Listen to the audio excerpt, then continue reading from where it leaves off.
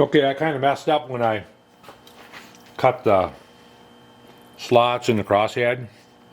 I should have had it assembled and then put it in there and cut the slots, but that's okay. I have a rubber O-ring in there to take up the gap. It's, you know, because to get it to line up correctly. So it's squishing it down pretty good. And I'll just line it up, eyeball it, and then the little stands, I got to put some pads yet for the stands for it to, I don't know if this is in the shot or not. So right here will be a stand in there, so I figured out where the stands need to be. So what I'm going to do is put little pads here, 1/4 inch diameter pads, and like I say, I'll just get it somewhat straight. This doesn't have to be exactly parallel to this. I mean, it theoretically it could be standing straight up and down. It just won't look right because in real life there's a bolt in here that bolts the rod to the piston, and on this there'll be just a pin in there, so there's going to be nothing actually sticking in that slot, so it'll be okay. Trust me, it'll be all right. So what I want to do, I'm going to take the cylinder head off because I want to come directly off of this surface, and then I'm going to come over here on the vise and I'm going to put it in the vise, and what I'm going to do is clean up the vise here first. This is still left over from the slots. I haven't worked out here in a few days. It's another really crappy day outside, wind howling, and it's I think it's under 40 degrees, around 35. Cold. It's cold and windy out. I can't take that cold anymore. I used to.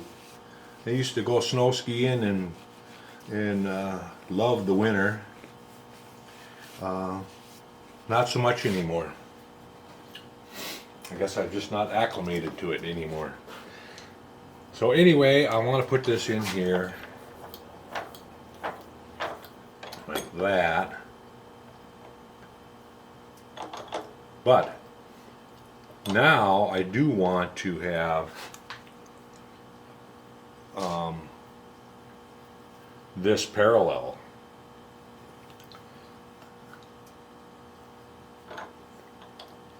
So I may have to I think I can put a block in here. I'm thinking. That's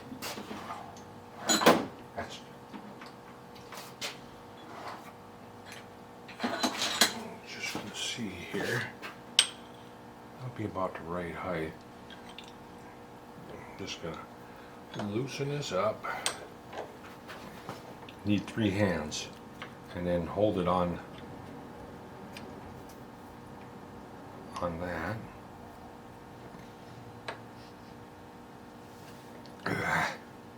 Trying to tighten it with my belly.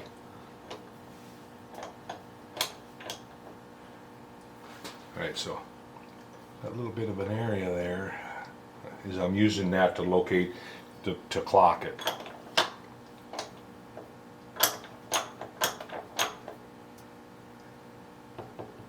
Alright, I think I got it. Alright, so now what I want to do is I want to swing in and get this. I'll come back here and dial off of this diameter up here and get it on center line, and then there'll be a pad right here and a pad back here somewhere, and I got to be careful so I don't go through into the cylinder. So I need to hold the depth that I have on my model, if I can find my drawing. I just had it in my hand. Where did I lay it now? There it is. Put it in the drawer, I don't know why. So this pad height, or depth I should say, is, I thought it was around 70 thou. Oh, here it is. Detail F right there, which is showing it. It's 70 thou from when I touch, 70 thou down. And I want to make them both the same. So once I get the depth set for this over here on the cylinder, I'll come back here on the crosshead and go to the same depth. And what I'm going to use is just a 1/4 inch end mill in a short one, not a long one. And get this out of there. With a nice short 1/4 inch end mill.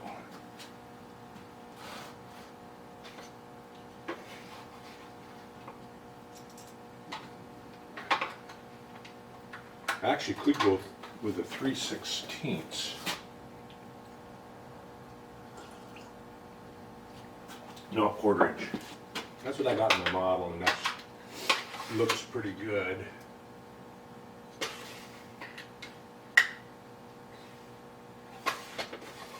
If I can find one here.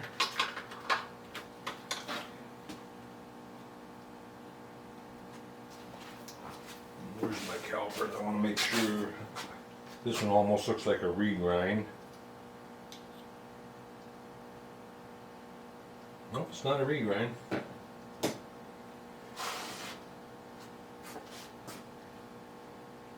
Amazing how they sharpen that one. I don't know.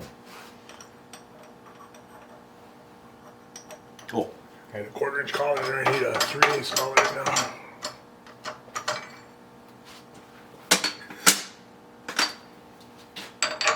Oh, I gotta dial in first. Duh. I can't just willy-nilly go and start. So we'll put a 1/2 inch collar in there, get my indicator out, swing that in, then pick up this edge. Because it's on center line, and then from the edge back,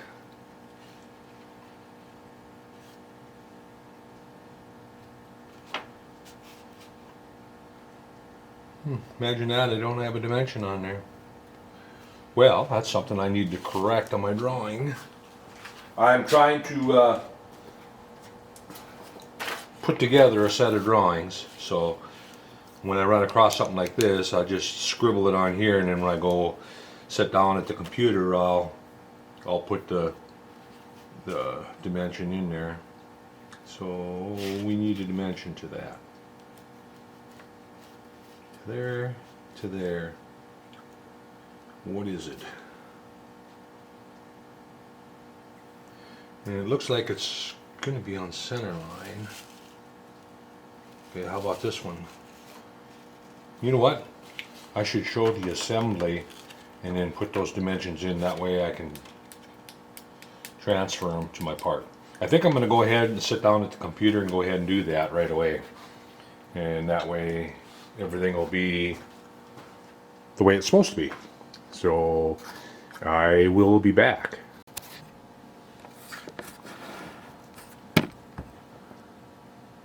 Okay, I dialed in X on my X-axis. Now I'm going to, when I put the edge finder in, I'm going to pick up the back side, which is the front side of the motor, where the cylinder head will sit. And hopefully the battery's not dead. Nope. Okay. And we'll set our Y at 100. Oops. Remember how to do it.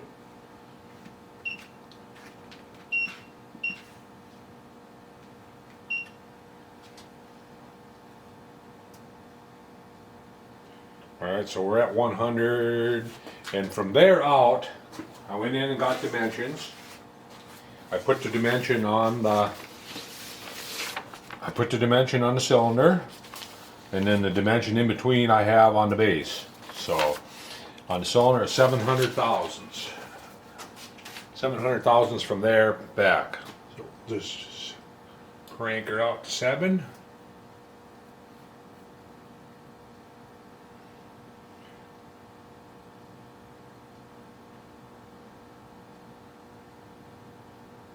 There. That's where it's going to go, right there. So take the edge finder out.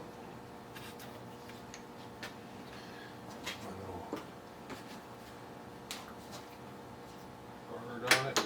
That away. Put 3/8 solid in there.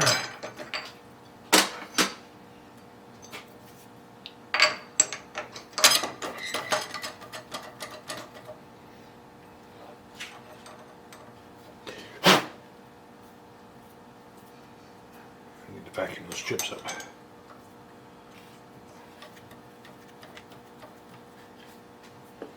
Tighten that up. Go down.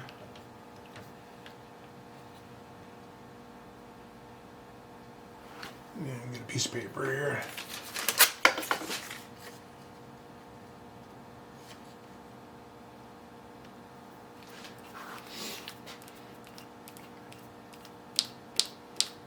And we're going to set our quill stop.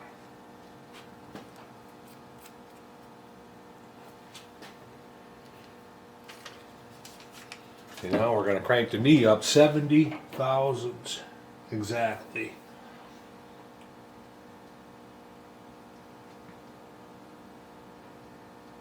We don't want to go any more than that, otherwise we run the risk of going through the cylinder wall, and we don't want to do that. We'd have to make the cylinder over. Well, I feel like I could weld it up and recut the diameter. When I silver solder those pads on, I may distort the ID of the cylinder anyway, and if that's the case, then I have room to clamp it up, dial it in, and then rebore it. So I'm hoping that it will stay stable. So here we go.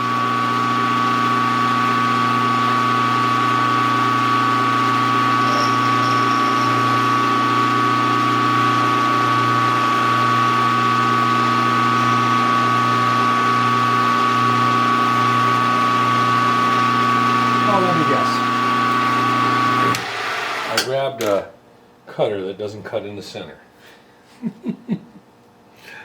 Oh, you dummy.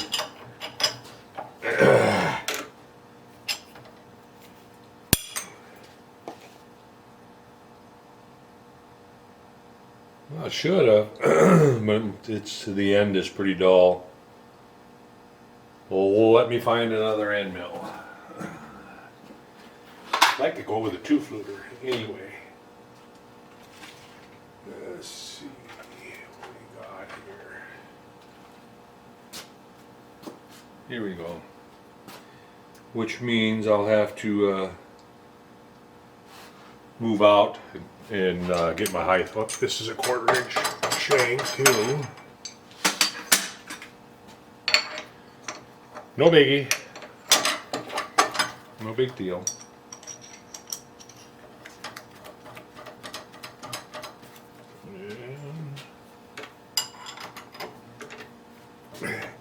No big deal. I'll just crank it in and come over here and reset my height. There. Crank up my quill stop again so it's tight. Now I'll go up 70 thou again. Zero this. 70. Crank back into my 700 dimension, and we're set to go again. and give her another try.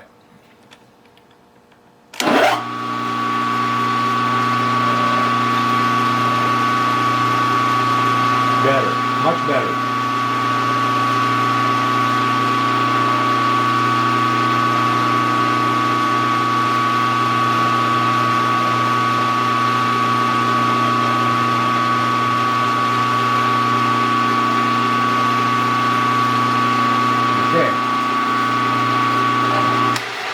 Now from there, we want to go 1 inch 625. So I'm going to go into incremental. Haven't used my readout in a while, so I gotta. I want to go. Oh, here we go. Incremental, and I'm going to zero my Y and go. What did I say? 625? 1 inch 625.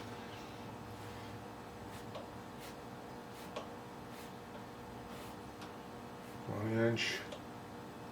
Oops, went by it. 1 inch 625. Okay. That's back ways on the tail of that, but that's okay. That is where it belongs, I believe. Toward the tail, yep. Just double checking my drawing. It's going to be the same height. And it's going to touch on one side because it's first, because it's 2-degree taper.